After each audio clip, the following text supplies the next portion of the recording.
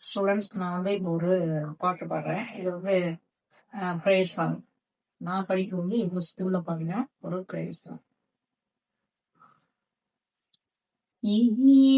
குயிலின் இசையினில் இயற்கை கூறும் அழகினில் கனிவு நிறைந்த சோக்களையில் கனவும் தன்னை காணலாம் இனிய குயிலின் இசையில் ஓடும் ஆற்று நீரில் உயர்ந்து நிற்கும் மலைகளில் ஓடும் ஆற்று நீரில் உயர்ந்து நிற்கும் மலைகளில் பாடும் பறவை இனங்களே பரமன் தன்னை காணலாம் பாடும் பறவை இனங்களே பரமன் தன்னை